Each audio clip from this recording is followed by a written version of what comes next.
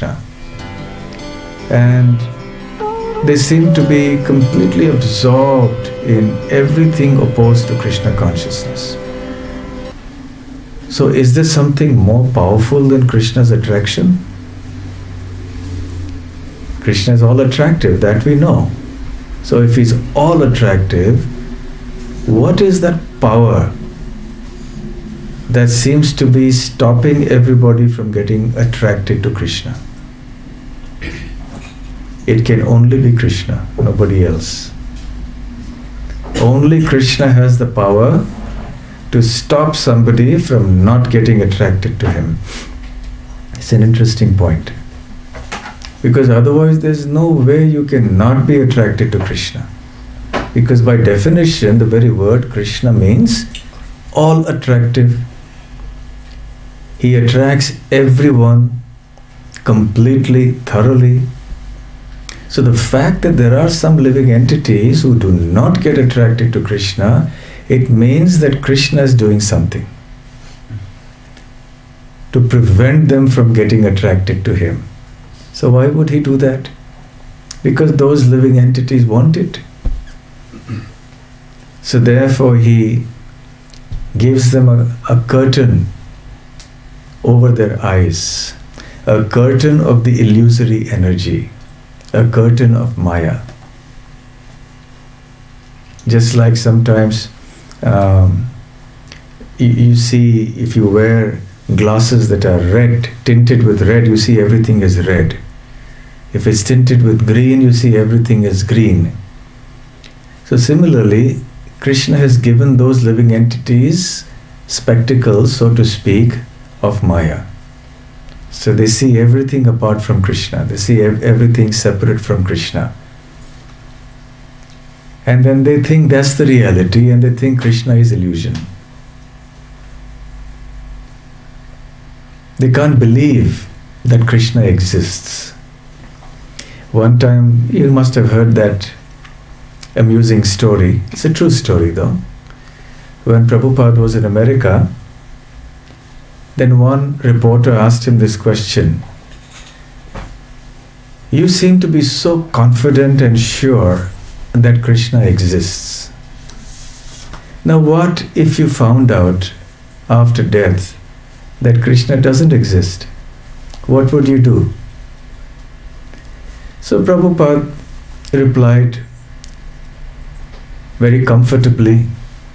He said, look, now because we are being Krishna conscious, we have such a happy life.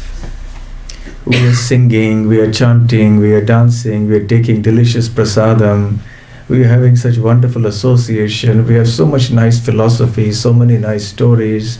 So we are enjoying our life, we are happy. So let's say after death I find that Krishna doesn't exist. Still, what is the loss? We've led such a happy, comfortable life. On the other hand, then he asked that lady reporter, when you die, if you find that Krishna exists, then what will you do? Yes? We have a lot to answer for. So therefore, when Krishna places the spectacles of Maya over the eyes of the conditioned living entities who want to be conditioned by Maya, who want to be forgetful of Krishna, then they are not attracted to Krishna. Ye yatha mam prapadyante tams tathaiva bhajamyaham.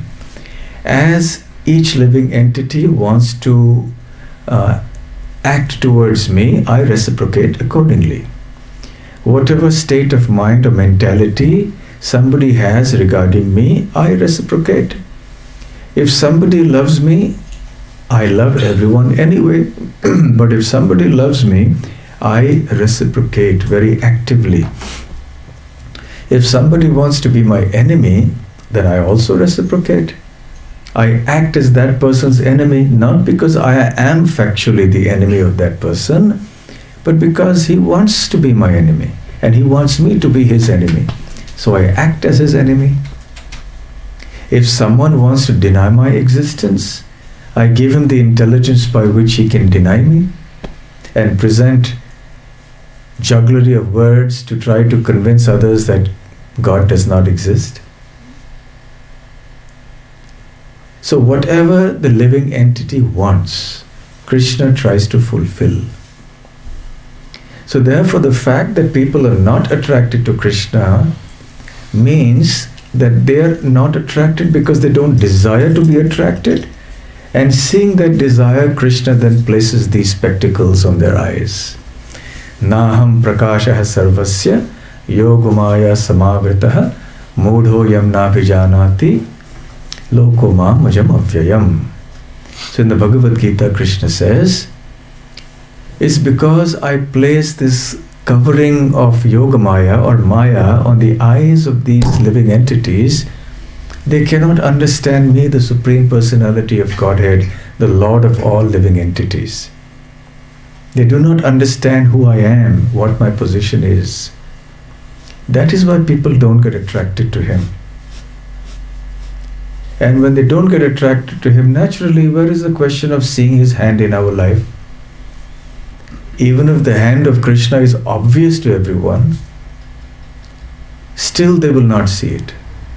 For those who believe in God, everything around them is a symbol or a symptom or an indication of God's existence. Every little thing will remind us of Krishna. But for those who stubbornly do not believe in Krishna, they will never see anything connected to Krishna. In the Bhagavad Gita, Krishna says, Rasoham apsu kaunteya prabhasmi shashi suryayoho. He is giving us many hints in the Bhagavad Gita of how we can see Him in everything and at all moments. His hand is actually present at every moment of our life. It's only that we don't have that vision or that intelligence to see and understand that.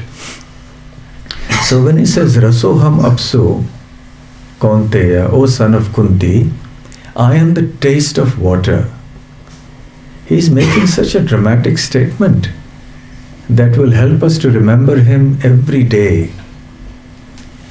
How many times in a day do we drink water? Roughly, what do you think? 4 times. 4 times? Well, more, I guess, right? 4 times, 5 times, 8 times, 10 times. So when you drink water, Krishna says, remember me. Why? Because I am the taste of that water. Instead of remembering that is coming from some bottle or somewhere else, the taste is Krishna. So when you see the light of the sun and the moon, Krishna says, remember me, because I am the light of the sun and the moon. So he gives us numerous indications all through the text of how we can remember Him even indirectly. Here is a direct remembrance, but even through activities that may not seem to be directly spiritual, like seeing the sunlight, drinking water, which are considered very ordinary activities.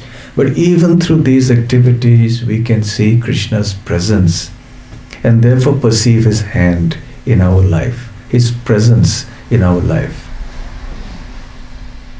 And therefore we should be grateful for Krishna, because He's supplying us every little thing. Without water, we wouldn't be able to live. Without sunshine, sunlight, we wouldn't be able to live. So everything that we have, because of which we are able to live and try to be happy, is there because Krishna has very kindly supplied us everything. So that principle of gratitude to Krishna is very important in remembering Krishna throughout our life. This gratitude is very important in our Krishna consciousness because we are grateful to Krishna, we are grateful to all the previous acharyas, to Srila Prabhupada, to all the Vaishnavas. In the Panchatantra there is a story of a crane, bird, not these construction cranes. By the way, you know the national bird of Dubai is the crane. But which crane? This construction crane. That's a joke, by the way. Because there are so many cranes all over the place, wherever you go in Dubai. Right? So this crane I'm talking about is not the construction crane, it's the bird. So this crane and a Brahmana, they were good friends.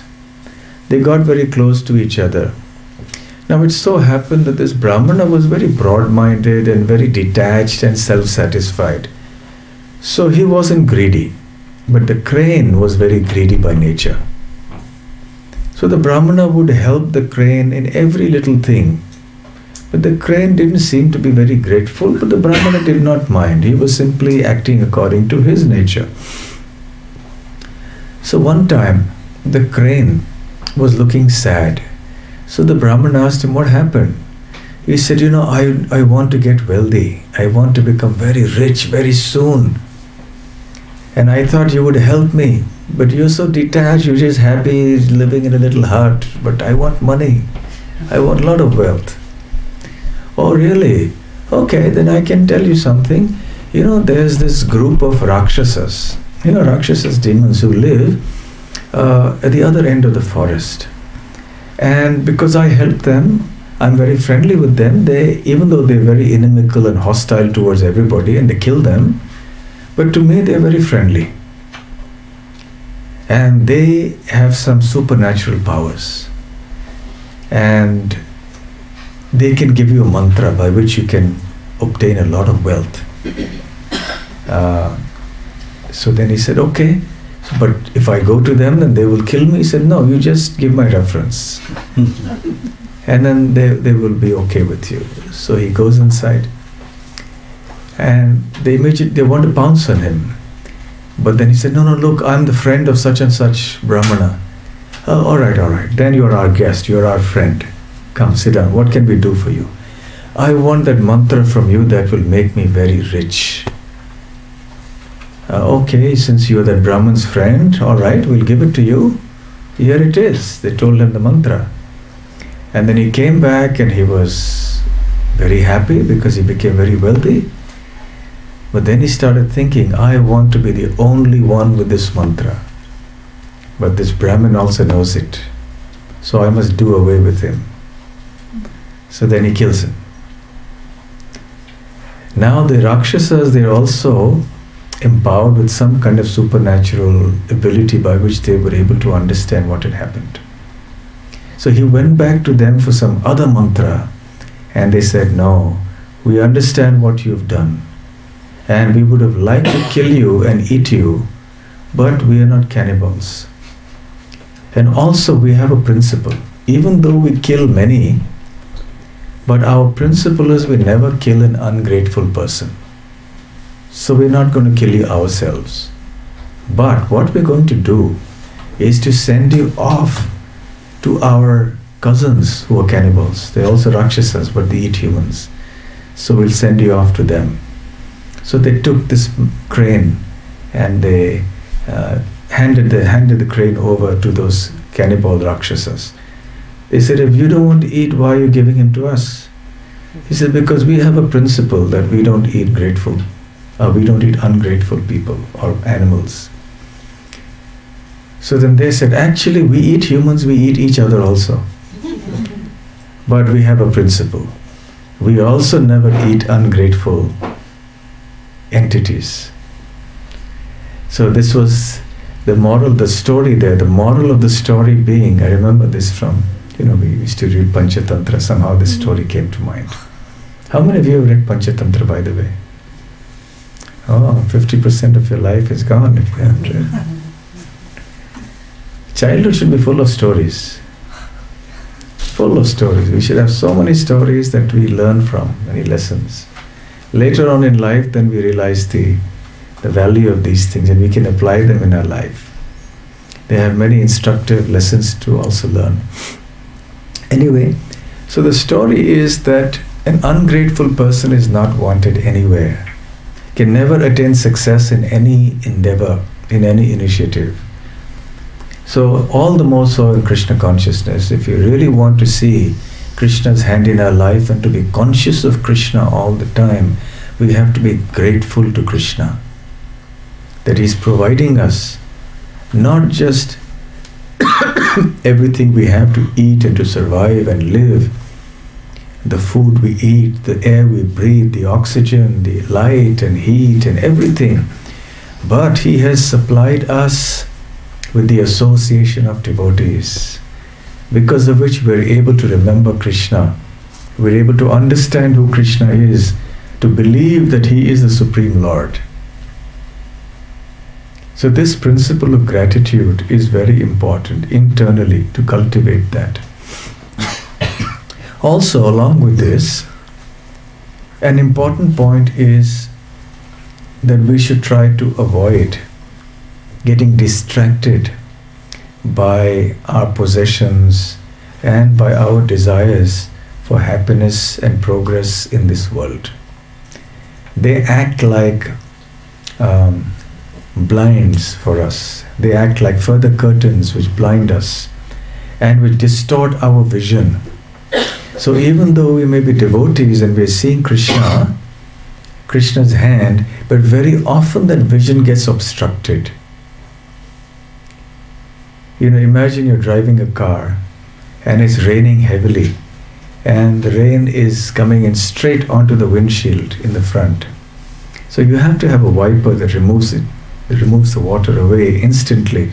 Otherwise you won't be able to see what's ahead. And that will be very dangerous, because you could have an accident. So similarly, our attachment to positions, to enjoyment, to possessions, etc., are stumbling blocks in us trying to see Krishna's hand. They block our vision. And therefore, even when Krishna presents Himself to us, and He is visible in everything around us, even though Krishna is right in front of us, we cannot perceive His presence. The Bhagavatam says, Pashyan apina pashyati. That means we see but still don't see. Last few days have been a little bit of a storytelling mood, so let me tell you one more story. Because some devotees tell me, please don't tell philosophy, tell us stories. So, are you little children? I tell them. Then I realize actually we all have the child in us, we all want to hear stories. So, anyway, it so happened there was a king. He was a nice devotee king. And he served Krishna very nicely, and Krishna was so pleased with him that he appeared in front of him, gave him darshan. So the king was overjoyed. And he served him nicely, and Krishna says, my dear king, I am so pleased with you. Please tell me what you want. I am willing to offer you any boon. Now this king was not a selfish person at all. And he looked after his subjects in such a nice way, so selflessly. He wanted the well-being and welfare of his subjects. So he said, my dear Lord, I don't want anything for myself. You have given me your darshan, you have given me the opportunity to serve you and to become your devotee. What more can I ask for? I am completely satisfied for myself. But I am feeling sad for my subjects, especially those who do not have faith in you, those who are not your devotees. This is exactly like what Prahlad Maharaj used to say, right? Naivod vijay paraduratya yavaitaranyas tvadvire gayana mahamritamagna chittaha shoche tato vimukchetasa indriyartha maya sukhaya bharam udvato vimudhan. He prays to Lord Nrsimhadev and says, my dear Lord, I know this material world is supposed to be a very dangerous and fearful place, full of miseries, but I am not at all disturbed by this material world. I am happy here because I am completely absorbed in the narrations of your activities, your pastimes, your glories, and so on. So therefore my mind always experiences a higher transcendental bliss. So these so-called dangers and fears of this world don't touch me at all. But I have one misery, I have one suffering. And that is for those people who have turned their backs to you, who are not inclined to serve you with love and faith. and they're simply trying to make material advancement in this world. Maya Sukhaya, this illusory happiness. Bharam Udvahato, so they take on all these false responsibilities in this world and think that this will bring them happiness. But actually, that's only a prescription for suffering. So I feel for them. So the king was also in that mood. So Krishna says, that's very wonderful. So what do you want? What boon do you want for your subjects? Please give them your darshan one time. I'm sure that will change their life and they'll all become devotees. Now you see, this important point is, it's not easy to get Krishna's darshan. And it's not such a cheap thing, right? If you're not qualified for Krishna's darshan, well then you shouldn't get it. And even if you get the darshan when you're not qualified, that is not going to be of much help. As Chaitanya Mahaprabhu mentions in the Chaitanya Bhagavat, that so many great demons saw the Lord face to face. Ravana saw him. Varahi saw, Hiranyaksha saw Varahadev. Hiranyakashipu saw Lord Nrsimhadev. Shalva, Shishupal, Duryodhana, many others saw Krishna face to face, but they didn't become devotees. Their feeling of envy and hatred and anger and ego, that didn't go away. So darshan of Krishna is fruitful only when our heart is ready to see him. When our heart is full of devotion for Krishna, then the darshan becomes actually fruitful. Otherwise, it's not very effective. So Krishna knows this. So he told the king, but my dear king, please understand, what is the use of such darshan?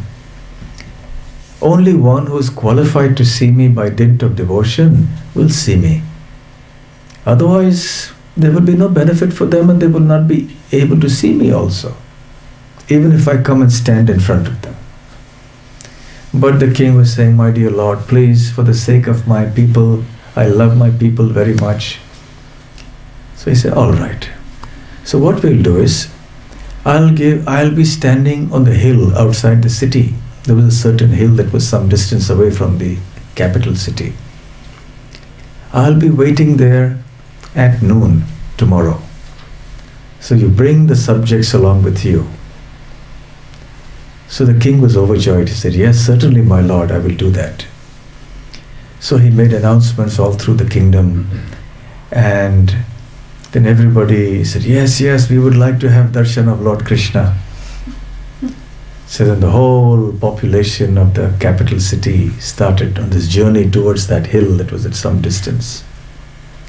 Along the way, soon after they had exited the boundary of the city, they saw a little hill there.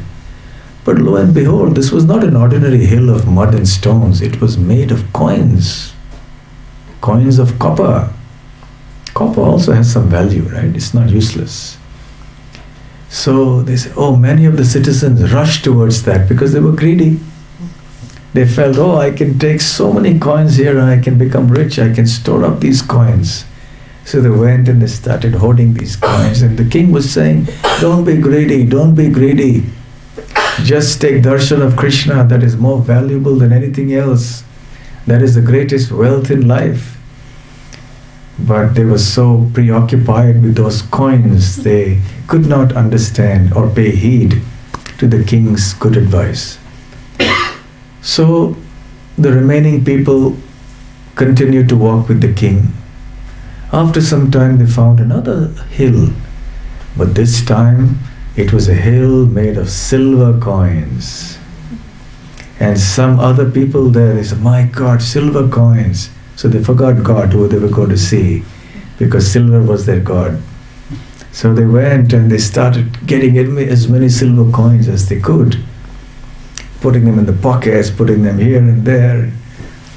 The king was trying to preach to them, don't be so greedy, come, we're going to see Krishna. But they could not pay heed. Their attachment to gaining more wealth was so strong. So whoever was remaining now, they went ahead with the king. And then they came across another little mountain or a hill that had gold coins. As the remaining people went mad, they just rushed towards the gold coins and they started filling their pockets and everything, and they were holding as many as they could get. And the king was filled with dismay. He said, "Oh, how unfortunate. The greed for the wealth of this world is depriving these people of the most precious treasure in life. How unfortunate." But what could he do? He understood devotion to Krishna cannot be done by force. It has to come willingly. So now there was only the king and the queen left. And the king was telling the queen, just see the power of greed in this world and how it distorts our vision and how it blocks our understanding of God. These people came with the intention of seeing Krishna, but their greed for wealth has taken them away from Krishna. The queen was nodding, yes, how right you are. But as they went ahead, there was yet another hill, small one, and this time there were precious, colorful diamonds. Now the queen lost her composure and she began to run and say, "What are you doing? Where are you going?" She said, "Later, Krishna can wait. I have my diamonds first." So she went to the diamonds and she was filling up everything, whatever she had in her clothes, tying up things in a little bundle, keeping it here, there. She was mad. She was going after the diamonds. The king felt very sorry. He was left all alone. So he went towards that hill, and there was Krishna standing. And Krishna said, "So, none of your citizens have accompanied you? Not even your queen?" And the king was standing with bowed head. Yes, what to do, what to do. And Krishna says, "Yes, that's why I told you. No one can see me until they're ready." And the moral of the story, of course, is that even though these people seem to be somewhat inclined to see Krishna, but their hankering for the things of this world, especially for wealth, prevented them from having direct darshan of Krishna. What to speak of just indirectly experiencing his hand in their life. So just see how the attachments for the things of this world can interfere with our spiritual consciousness and with our sense of understanding of how Krishna is present in our life at every moment. Therefore, in the Bhagavad Gita, Krishna says, "Bhoga Ishwarya Prasaktanam Taya Pahrita Chetasam Vyavasayatmika Buddhi Samadho Na Vidhiyate." He says, for those whose minds, Prasaktanam, those whose minds are asakta. Asakta means attached. Prasakta means extremely attached. For those whose minds are extremely attached to two things, Bhoga and Aishwarya. Bhoga means enjoyment. Aishwarya means opulence, wealth. So for those whose minds are overly attached to the opulence and to the enjoyment of this world, the resolute determination, vyavasayatmika buddhi, that is necessary to serve me, Krishna says, will not arise. So therefore, we have to try to keep our life simple, not worry too much about the things of this world, not hanker for so much of status and position and power and prestige and money and all the goods that money can buy, which are not good actually. These goods are not good. Yes, they only distract us. So rather we should say all the bads that money can buy, not all the goods that money can buy. Because these are simply distractions.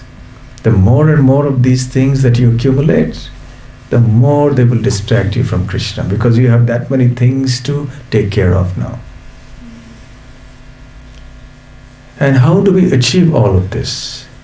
By doing our devotional practices regularly.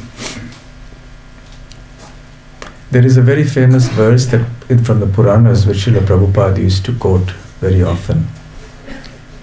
Satatam smartavya Vishnu vismartavyo na jatuchit sarve vidhi nishedhasyur etayor eva kinkaraha.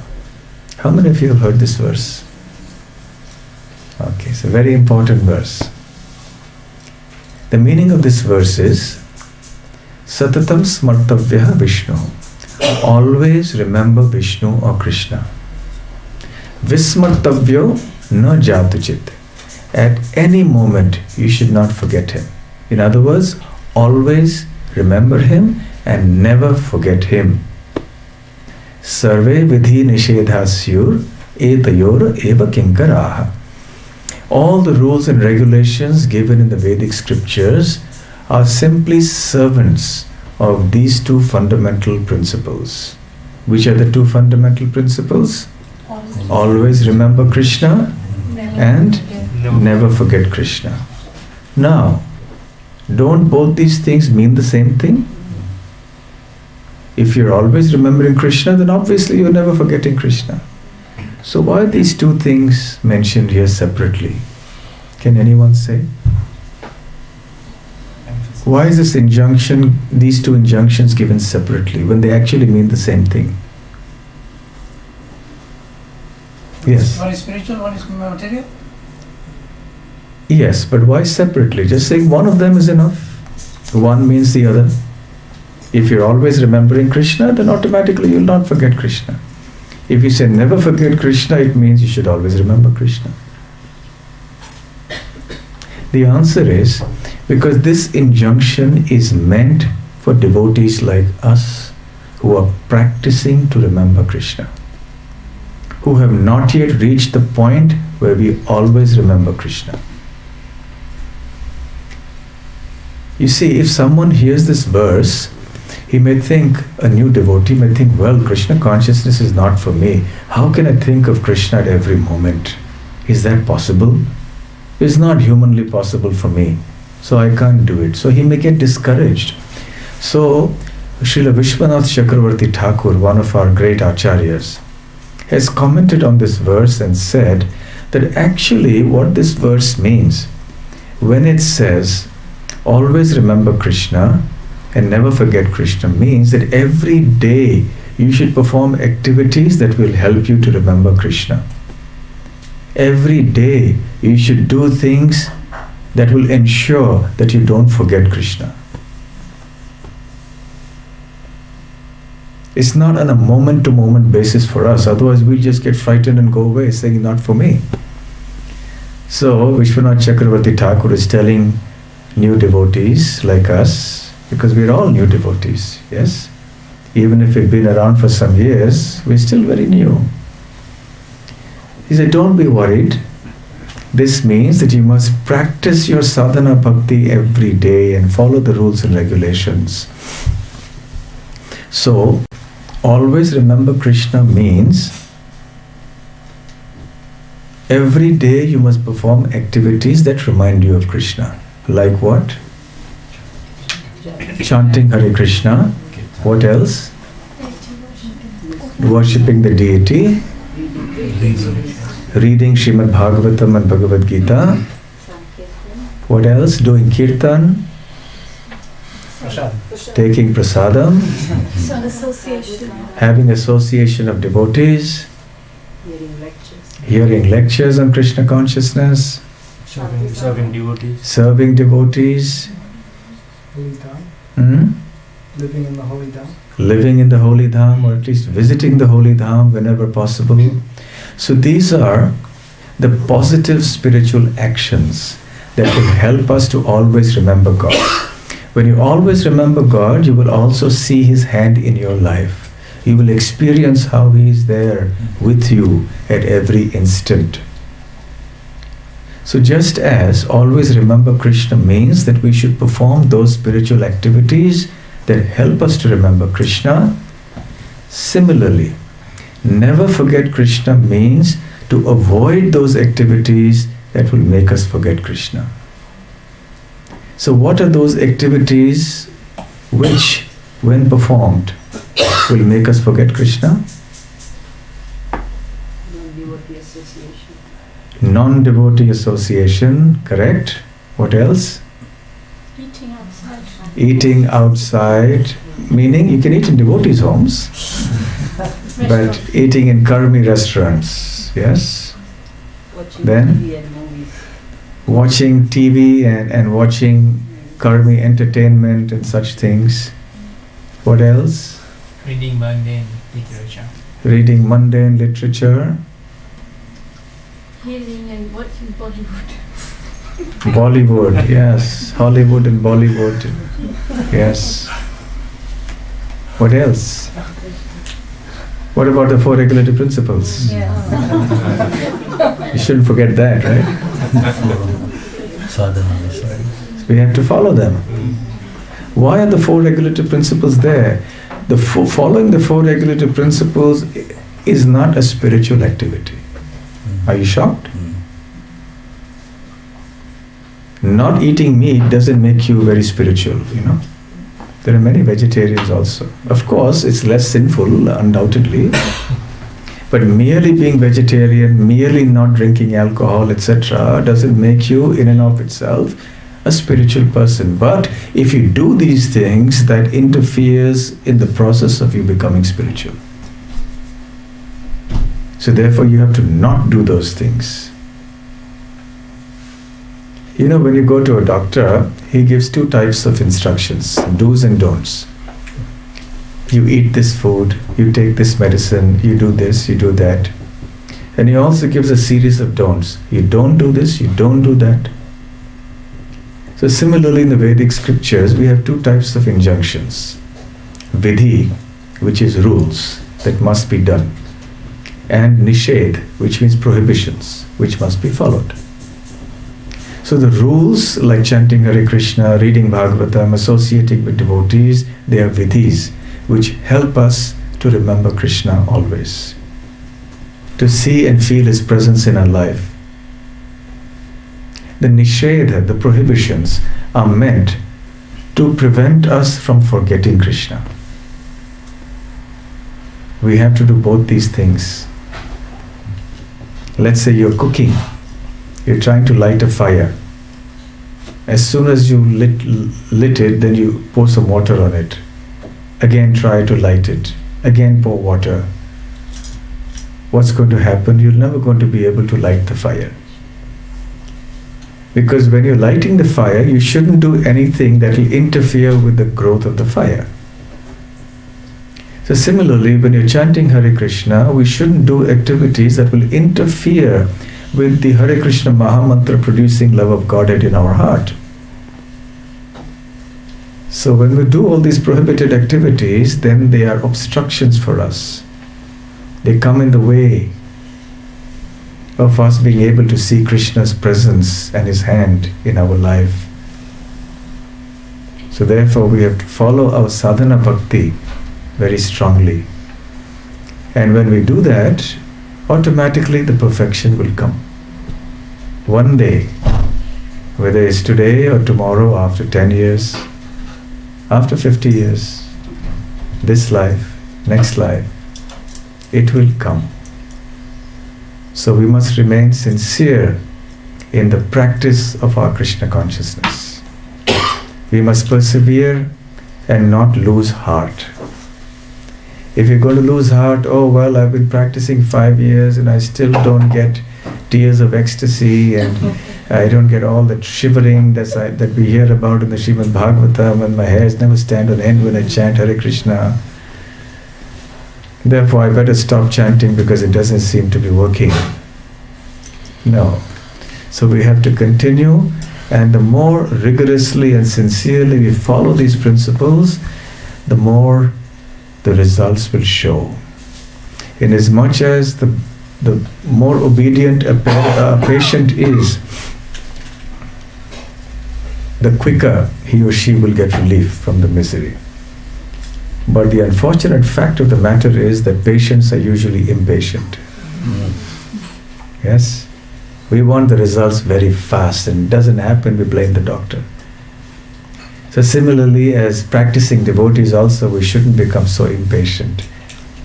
While continuing to discharge our devotional service, we should also be patient, thinking Krishna's mercy will come at some appropriate time, when Krishna thinks it's right, when we are ready. It's very simple. Then we will be able to experience Krishna's hand everywhere, even in the so-called bad things of life. When the bad things come, quote unquote bad, we say, why has Krishna done this? But that so-called bad thing is also Krishna's intervention in our life, and that is His mercy.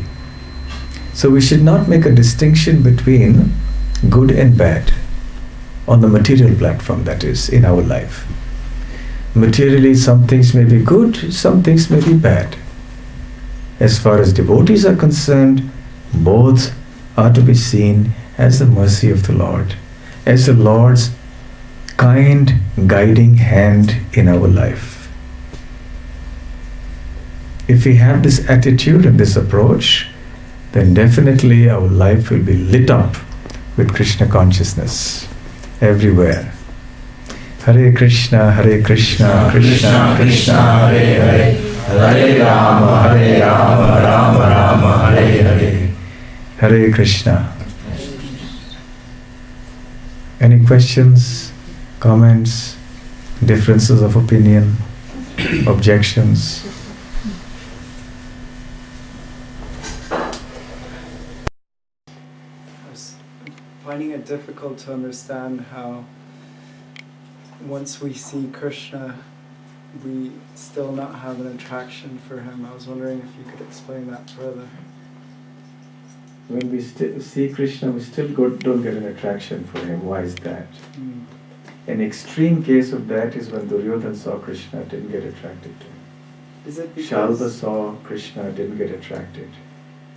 So when we see Krishna, we don't get attracted, it means there's some traces there of that propensity still remaining, lingering in the heart, which is preventing us from getting attached to Him, to attracted to Him. So Krishna is still saying, no, Prabhu, time is still, there is still time, you're not ready yet. Work harder, chant better, then it'll come, the attraction will come. Right? Any other question? Yes, Ramcharan. So, Maharaj, there's a tendency that when we are engaged in Krishna consciousness, when these good things happen, we're usually very enthused to do our devotional service to Krishna. But as soon as anything adverse takes place, immediately, like the enthusiasm wanes, even though we are trying. It seems as if, even if we want to, intellectually and mentally we understand that, yes, Krishna is doing it for my own good. But the enthusiasm for devotional service is down. Yeah. So, Just like when a parent gives a child what it wants, a sweet or a lollipop or something, the child is very happy. And when the parent gives the child probably a bit of medicine that it needs to take, the child is very upset and angry, doesn't like it. But both are expressions of the parent's love for the child. The child, being immature, is not in a position to understand that and sees one as an indication of love, and for the other one, the child says, I hate you. So how many times children, when they're small, they tell their parents that? Yes? Because the parents make them do things that they don't like to do. But it's for their good. But when they grow up, they realize, oh yes, actually my parents did the right thing. They tried to do this for me. It was good. It was for my good. So similarly, when we are not sufficiently grown up, so to speak, in Krishna consciousness and not so advanced, in Krishna consciousness, then we make that distinction between so-called good and so-called bad. And what appeals to our mind is what we think is good. So we appreciate that with Krishna. Krishna, you've done such a wonderful thing. But when something is unpleasant to our mind, it doesn't fit into our material conception of good, then we think Krishna is cruel. Why has he done this to us? So it's a question of basically doing our Krishna consciousness continuously and realizing that yes, everything that Krishna does is his loving hand in our life. And therefore we should treat both these equally as his mercy. Even though it's hard to actually think like that when these things actually happen in our life, but we should try. We should practice. And we will get plenty of opportunities, because unpleasant circumstances will come in our life very regularly. Right? Okay? Thank you. Yes.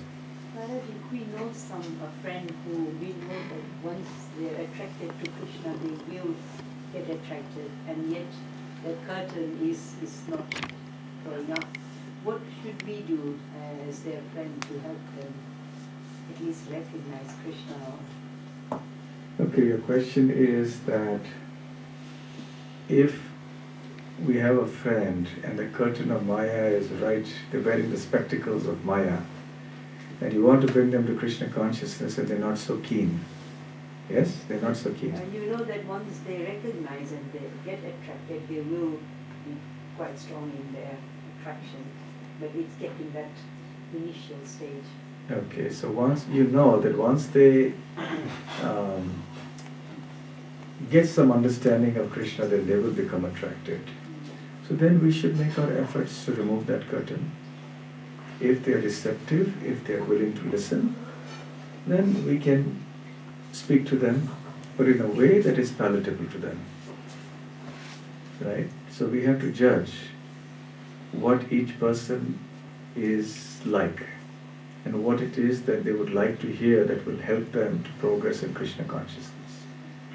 Then accordingly we should speak to them and act towards them in ways that will bring them closer to Krishna. But if somebody is not receptive, then we should not try to force them. We can pray for them, we can chant for them, but we can't force them.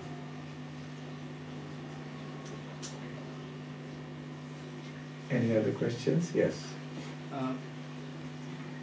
We understand that we shouldn't take Krishna as our order supplier, but at the same time, we are told that we should depend on Krishna for everything. It just seems a bit contradictory. So, I wonder if you can say it.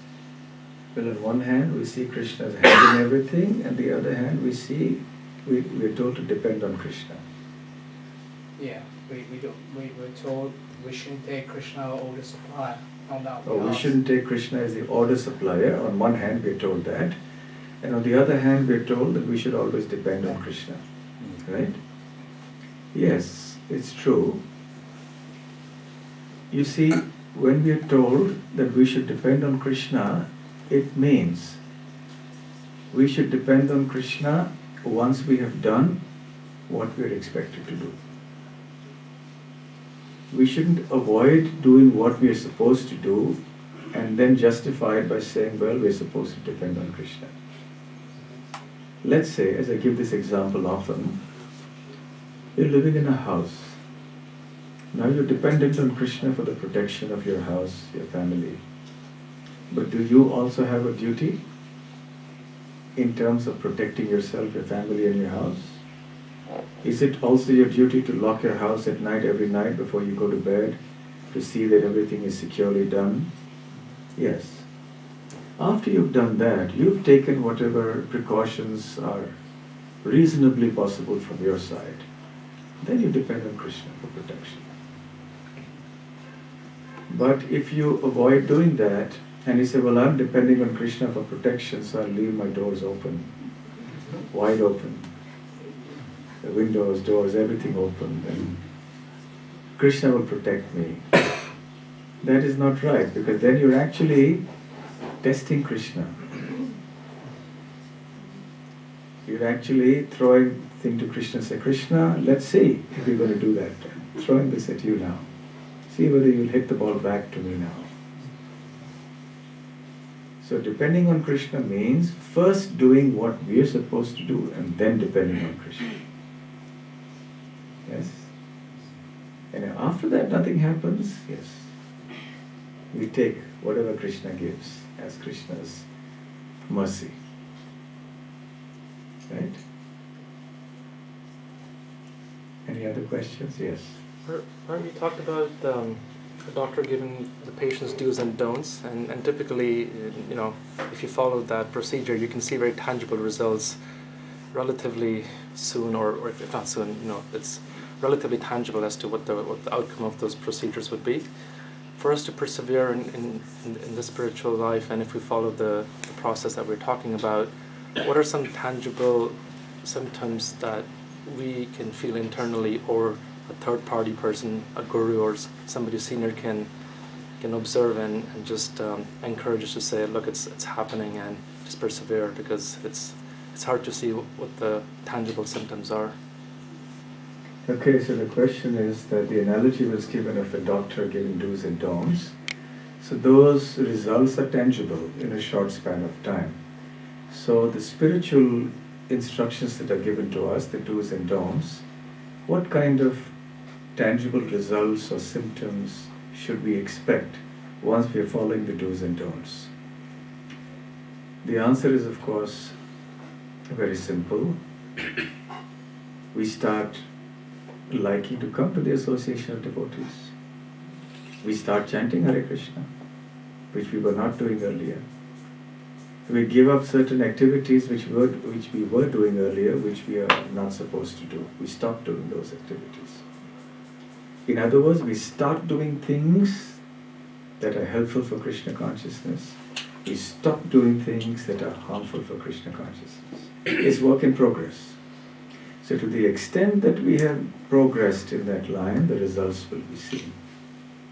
Now no longer are we so interested in meeting those old friends and doing the things that we used to do with them. And no longer are we're so attracted to doing certain activities that we like to do, but now we don't like to do that. Now we've started liking to come to the association of devotees. We started liking doing this. So these are the tangible symptoms that come very quickly. And then the urge to want to tell others about it. Yes, that's a very important one. Once you become excited with Krishna consciousness, then you want to tell others about it. And you may be even floating, wanting to tell, yes, I want to tell the whole world about Krishna. So these are some of the quick symptoms that come. And they will continue, because the whole life is a period of treatment. Work in progress goes on till our very end of life. Okay? Any other questions? Yes. Raj, you mentioned that we should try and avoid situations in our life that make us forget Krishna. But what if, how can we do that practically when sometimes we're kind of surrounded by these activities, such as at work? How can you kind of avoid them? Your question is that there are some situations which are unavoidable. So what do we do when those situations are unfavorable for our Krishna consciousness? First of all, we have to see whether that situation is really so unavoidable. And that's the first thing we need to see. Get down to the fundamentals. Do I really have to be in this situation? I think it's unavoidable, but is it really so? Examine that very frankly. Without your lenses. We take off those Maya lenses and put on Krishna lenses and spectacles and see, do I really need this? And if the answer is yes, then, well, don't get influenced by that. Do whatever is necessary for professional purposes or for social purposes. Sometimes we do need to be in situations which are not favorable. For example, even when I travel, I have to go in a flight. There will be so many people all around. I can't expect there will be only devotees in the whole flight. Yes. What can be done? And you have people doing everything. They eat, they drink, they're doing everything. So, well, what to do? So we protect ourselves. We make sure we don't participate in their activities, at least the wrong activities. To the extent that you have to participate in the professional work, if somebody is there or a student who has to do some study, that's another thing. But don't participate in those activities that are harmful to our Krishna consciousness. And make sure that your batteries, your spiritual batteries, are charged up strongly at other times. So you can remain strong in Krishna consciousness when you are in unfavorable association, when you are sufficiently getting exposed to favorable association. You can be Krishna conscious in negative situations only when you're also Krishna conscious in positive situations. Many times people ask the question, how can I be Krishna conscious at work? Right? It's a common question. The answer is very simple. By being Krishna conscious when you're not at work. Very simple answer. If you utilize the time when you're not at work to be Krishna conscious, which is what you're supposed to do, chanting your rounds, reading Bhagavatam, doing the Arati, the Kirtan, etc., etc., then that will give you enough Krishna consciousness to be Krishna conscious when you're at work. Right? So how can one be Krishna conscious at work? What's the answer? The one-line answer? Krishna conscious at work. By being Krishna conscious when one is not at work. I think it's not good enough. I want at least 5 devotees to say that. Okay, agreed? 5 devotees. Okay, how can one be Krishna conscious at work? Raise your hand, who would like to say? Yes. By being Krishna consciousness when not at work. Okay, how can you be Krishna conscious at work?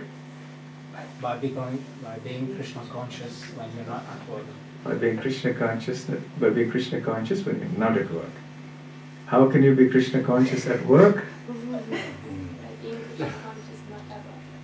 By being Krishna conscious, by not being Krishna conscious. By being Krishna conscious when you are not at work. Okay. How can you be Krishna conscious when you're at work? By being Krishna conscious while you're not at work. Yes. And also by having Tirakat all the Okay. time. Good.